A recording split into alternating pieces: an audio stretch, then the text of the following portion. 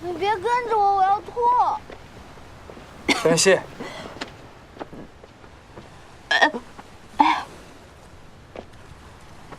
还好吗？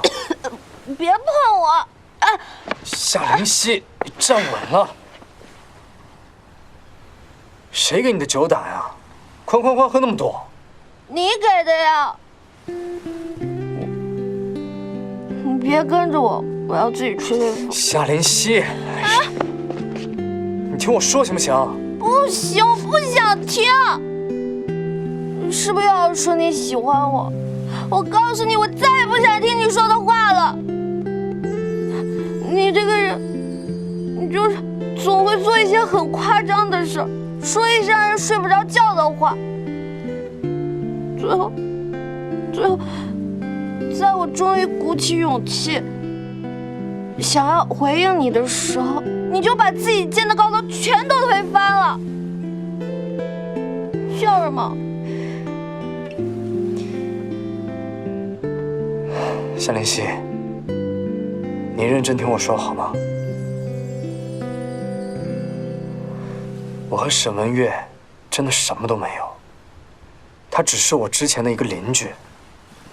从他6岁搬家了以后，我们就再也没有见过了。上一次比赛他来找我，我们才重新碰到的。我们都很喜欢骑摩托车，摩托车是我们共同的爱好。但是如果你不希望我骑，我答应你，我以后都不会再骑它了。还有，刚才他说6岁那件事情，我真的什么都不记得了。我只记得我们高中践行会那一次，那才是我的初吻。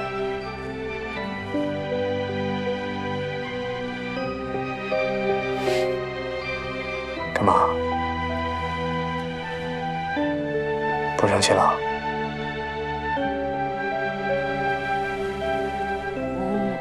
你是会魔法吗？什么魔法？就是，你就这么碰了我一下，然后我感觉我的心脏都快跳出来。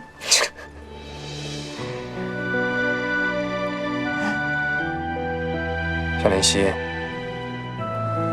如果以后我不在，你不准再喝酒了。为什么？因为你喝酒了，就会说危险的话，做危险的事情。